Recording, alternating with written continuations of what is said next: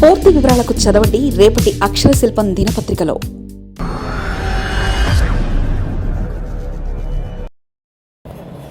దాడి రాజకీయం ఎటువైపు? సీనియర్ నేతకు తప్పని సందిగ్ధత, వారసుడి భవిష్యత్తుపైన గురి. కూటమిలో చోటు ఆయనకు దక్కేనా? విశాఖపట్నం జిల్లా రాజకీయాల్లో దాడి వీరభద్రరావు అంటే ఒక ప్రత్యేకమైన పేరు. సుదీర్ఘ రాజకీయ అనుభవం, గంభీరమైన ప్రసంగాలు, శాసనమండలిలో ప్రతిపక్ష నేతగా ఆయనకన్నా గుర్తింపు సామాన్యమైంది కాదు. అయితే ప్రస్తుత రాజకీయ పరిణామాలు గమనిస్తుంటే ఈ సీనియర్ నేత ఒక రకమైన స్తబ్దతతో ఉన్నట్లు కనిపిస్తుంది. గత కొంతకాలంగా ఆయన ఏ పార్టీలో ఉన్నారో, భవిష్యత్తులో ఏ అడుగు వేయబోతున్నారో అన్నది సొంత అనుచరులు కూడా అర్థం కావడం లేదు. ముఖ్యంగా తన కుమారుడు దాడి రత్నాకర్ రాజకీయ భవిష్యత్తు విషయంలో ఆయన పడుతున్న తపన ఇప్పుడు జిల్లాలో చర్చనీయాంశంగా మారింది. తెలుగుదేశం పార్టీ ఆవిర్భావం నుంచి దాడి వీరభద్రరావు ఆ పార్టీలో కీలక నేతగా ఎదిగారు. ఎన్టీఆర్ హయాం నుంచి చంద్రబాబు నాయుడు వరకు ఆయన పార్టీలో సముచిత స్థానాన్ని పొందారు. మంత్రిగా, ఎమ్మెల్సీగా ఆయన అనేక బాధ్యతలు నిర్వర్తించారు. అయితే 2013లో కొన్ని రాజకీయ కారణాల వల్ల ఆయన టీడీపీని విడాల్సి వచ్చింది. అప్పట్లో ఆయన వైఎస్ఆర్ కాంగ్రెస్ పార్టీలో చేరారు. కానీ అక్కడ ఆయనకు ఆశించిన స్థాయిలో గుర్తింపు లభించలేదని చెప్పాలి. 2014 ఎన్నికల్లో తన కుమారుడికి టికెట్ ఇప్పించుకున్నప్పటికీ అక్కడ గెలుపు లభించలేదు. ఆ తర్వాత మళ్లీ జనసేన, మళ్లీ వైసీపీ, ఇలా ఆయన రాజకీయ ప్రయాణం ఒడిదుడుకుల మధ్య సాగింది. గత ఎన్నికల సమయంలో దాడి వీరభద్రరావు మళ్లీ వైఎస్ఆర్ కాంగ్రెస్ పార్టీ తీర్థం పుచ్చుకున్నారు. తన కుమారుడు రత్నాకర్కు విశాఖ పశ్చిమ లేదా అనకాపల్లి స్థానాల్లో ఏదో ఒకటి దక్కుతుందని ఆయన ఆశించారు. కానీ అనూహ్యంగా పార్టీ సమీకరణాలు మారడంతో వారికి సీటు దక్కలేదు. పార్టీ అధికారంలోకి వచ్చిన తర్వాత కూడా దాడి కుటుంబానికి సరైన ప్రాధాన్యత దక్కలేదన్న అసంతృప్తి వారిలో ఉండిపోయింది.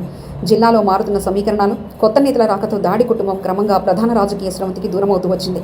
దీంతో వారు వైసీపీకి కూడా గుడ్ బై చెప్పే పరిస్థితి ఏర్పడింది. దాడి వీరభద్రరావు ప్రస్తుత ప్రధాన లక్ష్యం తన కుమారుడు దాడి రత్నాకర్ రాజకీయ భవిష్యత్తును చక్కదిద్దడం. రత్నాకర్ గతంలో ఎమ్మెల్యేగా పోటీ చేసినప్పటికీ విజయం సాధించలేకపోయారు. తన తండ్రికి ఉన్న రాజకీయ చతురతను అందిపుచ్చుకుని జిల్లా రాజకీయాల్లో నిలదొక్కుకోవాలని ఆయన ప్రయత్నిస్తున్నారు. అయితే ఏ పార్టీలో చేరితే తమకు రాజకీయ భవిష్యత్తు ఉంటుందనే విషయం దాడి కుటుంబం చాలా కాలంగా మల్లగులాల పడుతుంది. ఒక్క అడుగు తప్పటడుగు పడినా రాజకీయంగా కనుమరుగయ్యే ప్రమాదం ఉందని వారు భావిస్తున్నారు. అందుకే ఆచితూచి అడుగులు వేయాలని నిర్ణయించుకున్నారు.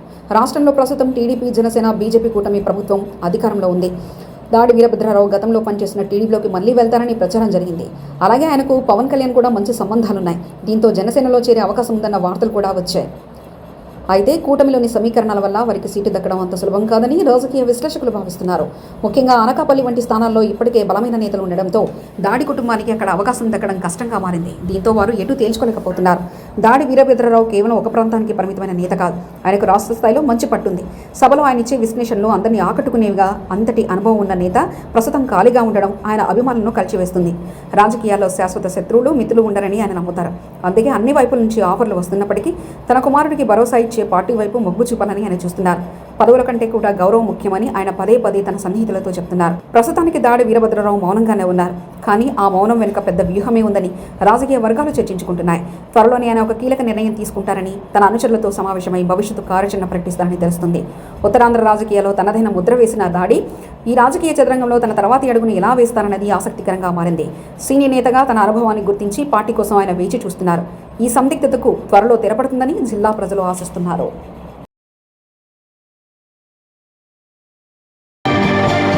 మరిన్ని కథనాల కోసం సబ్స్క్రైబ్ చేసుకోండి మీ అక్షర శిల్పం.